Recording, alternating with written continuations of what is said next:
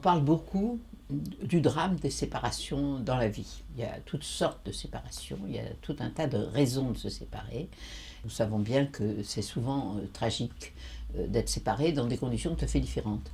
Mais quand survient une séparation dans une vie, que ce soit la séparation que représenterait un déménagement, la séparation d'amis qui s'en vont au loin, la séparation d'avec quelqu'un qu'on aime, qu'on a aimé, qu'on croit aimer, qu'on n'aime plus, que ce soit la séparation qui survient dans la mort, lorsque quelqu'un nous quitte pour mourir.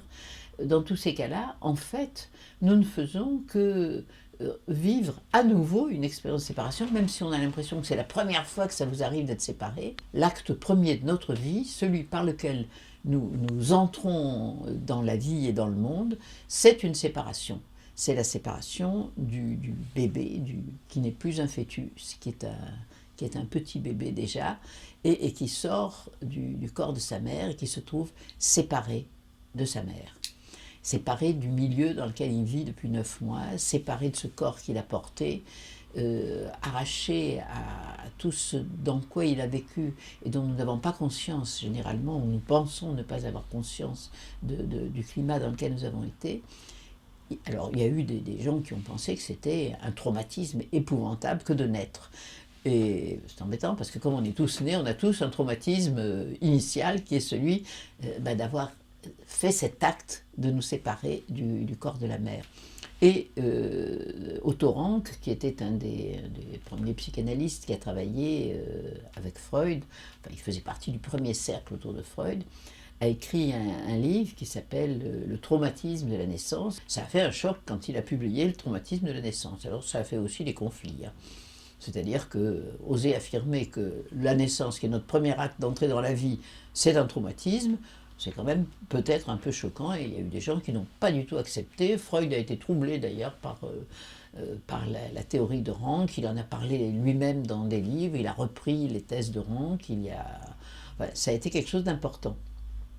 Mais dans notre époque contemporaine, disons il y a une quarantaine d'années à peu près, il y a eu un moment où il y a eu toute cette équipe de gens qui s'occupaient, qui étaient à la fois des psychanalystes, des obstétriciens, des gynécologues, des gens qui présidaient aux naissances des bébés, avec Frédéric Le Boyer, qui a été tout à fait célèbre, avec ses conceptions nouvelles de la manière de mettre un enfant au monde, de naître. Et maintenant, dans les maternités, on ne vous aveugle plus avec une lumière épouvantable, on ne secoue plus le bébé par les pieds, enfin, en général, les choses se passent avec, au contraire, beaucoup de tendresse. Donc, cette idée de cette première séparation vécue comme dramatique, je crois qu'on la doit réellement à Otto Rank et à la psychanalyse, mais ensuite c'est quelque chose qui est devenu une pensée tout à fait familière.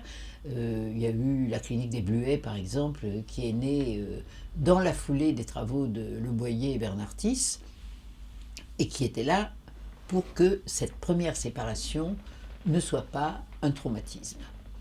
Il n'empêche qu'il nous faut bien reconnaître qu'à tout jamais, dès la naissance, nous sommes des êtres séparés, et même si nous n'en gardons pas le souvenir conscient, il est probable que quand même nous sommes porteurs de ce souvenir, et de toute façon, nous sommes porteurs de ce fantasme.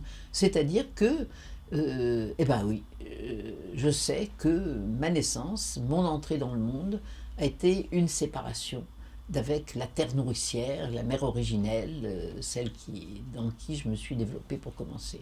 Donc nous sommes à tout jamais des êtres séparés, et il faut le savoir.